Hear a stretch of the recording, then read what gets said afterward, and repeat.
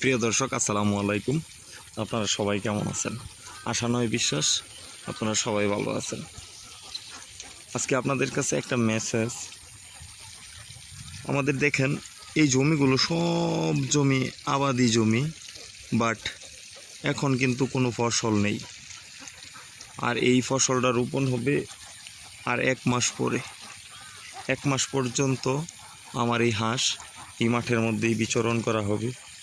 আর আজকে প্রচণ্ড রাত্রে বৃষ্টি হওয়ার কারণে এটা শুকনা জমি ছিল। এই জমিটা শুকনা জমি ছিল, এখানে কিছু পানি জমেছে।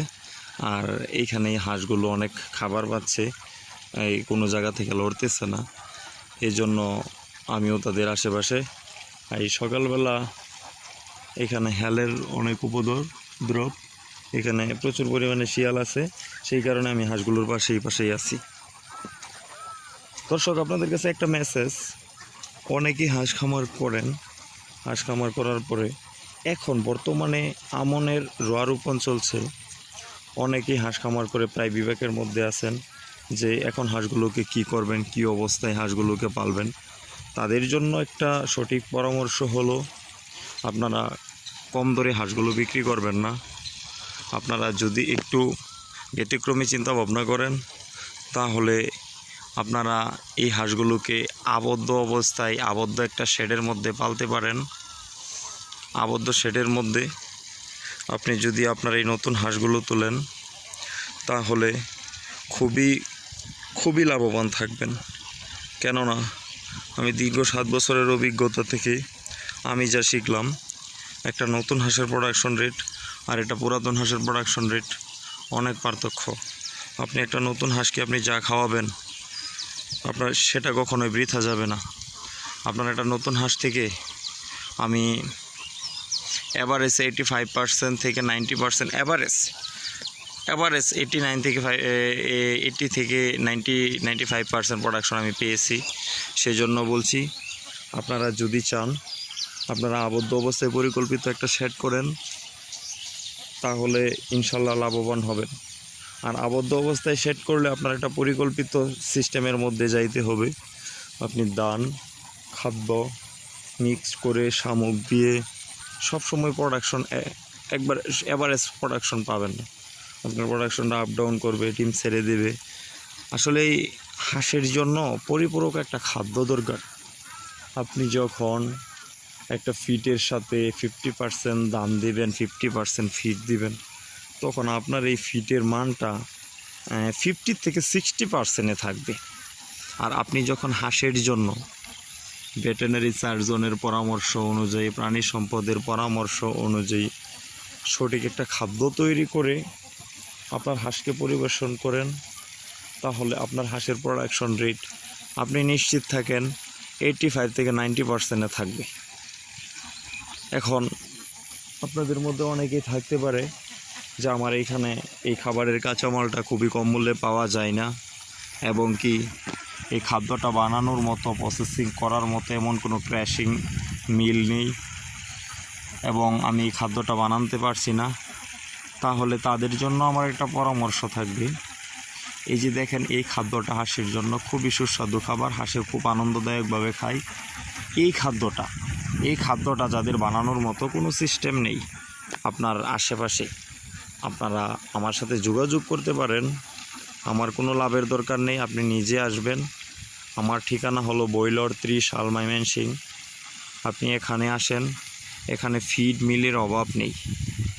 আপনি যে কোনো ফিড মিল থেকে আপনি খাদ্য তৈরি করতে পারেন, কাঁচামাল আমি সংগ্রহ করে দেব। এই খাদ্যটার বাজার মূল্য পড়বে বর্তমান সময়ে 45 টাকা। মাত্র 45 টাকা দিয়ে নারিশ, সিপি, প্যারাগন আরও অনেক ফিড মিল আছে, অনেক খাদ্য আছে। সেই খাদ্যর সাথে পাল্লা দিয়ে কোয়ালিটি সম্পন্ন একটা খাদ্য তৈরি করতে পারবেন, এবং কি সেই খাদ্যটার বাজার মূল্য থাকবে 65 টাকা। আর আপনি যেই খাবারটা তৈরি করবেন, এই খাবার বাজার মূল্য থাকবে মাত্র 45 থেকে 46 টাকা। 45 টাকার মধ্যেই থাকবে, 1 টাকা প্লাস মাইনাস এদিক সেদিক হতে পারে। এই খাদ্যটা আসে এতটাই পছন্দ করে যা আপনি চিন্তাও করতে পারবেন না। হ্যাঁ, হয়তো বা আপনি নতুন আপনার হাঁস খামারে এই খাদ্যটা পরিবেশন করলে 1 থেকে 2 দিন এই খাবারটা ধরতে একটু সময় লাগবে, 1 থেকে 2 দিন, কিন্তু পরবর্তীতে এই খাবারটা এতটাই আগ্রহের সাথে খাই যা আপনি চিন্তাও করতে পারবেন না। আর আপনার হাঁসের যদি ডিম ওঠানামা করে, আপনার হাঁসের যদি প্রোডাকশন রেট কম থাকে, আপনি এই খাদ্যটা ইউজ করতে পারেন।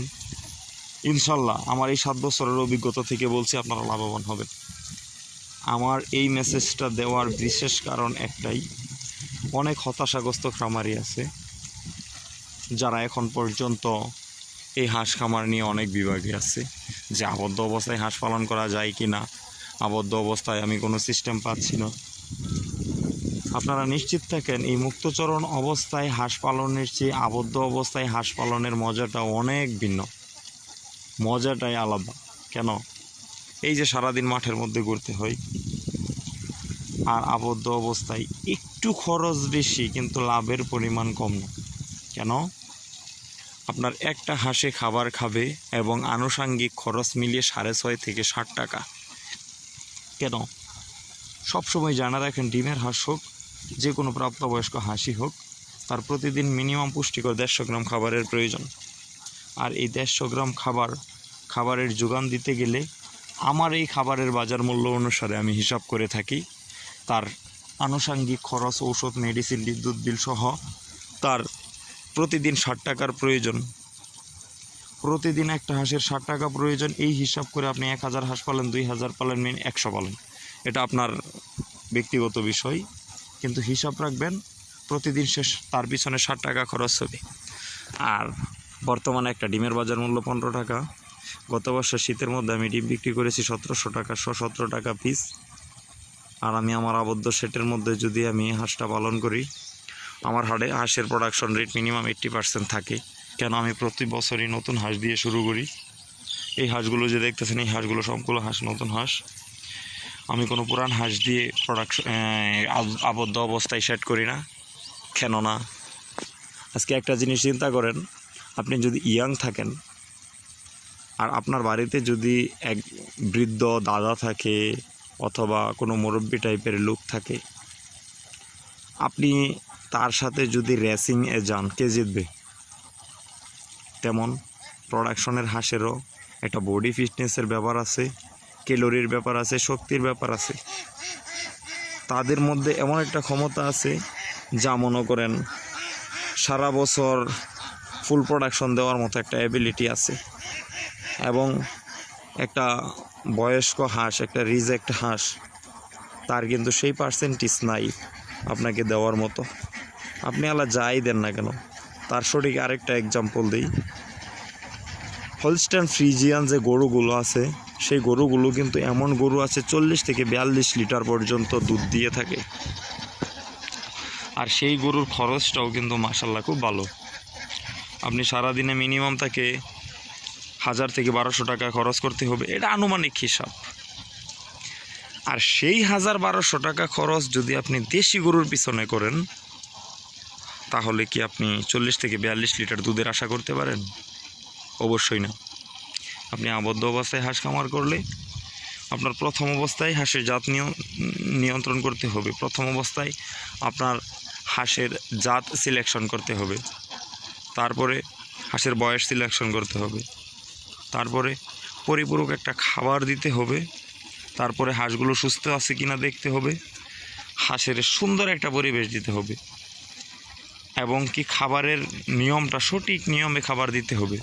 আপনি যদি আবদ্ধ অবস্থায় হাঁস খামারে লস করেন, আমার এই টাইটেলে এবং কি ডিসক্রিপশনে আমার যে নাম্বারটা দেওয়া আছে সেই নাম্বারে ফোন দেবেন যে শরীফুল ভাই, আমি তো অনেক আপনার দিক নির্দেশনা ফলো করছি, তারপরেও আমি খামার থেকে লাভ করতে পারছি না।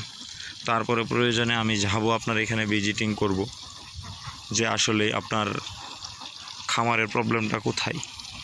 আমি দীর্ঘ 7 বছরে অভিজ্ঞতা থেকে বলছি, আপনি আমার এই ডিরেকশন অনুযায়ী আমি যেই কথাগুলো বললাম, এই সিস্টেম অনুযায়ী যদি আপনি খামার করেন, আপনি নিশ্চিত থাকেন আমি যেহেতু মাশাল্লাহ খুব ভালো ব্যবসা করতে পারছি, আপনিও করতে পারবেন।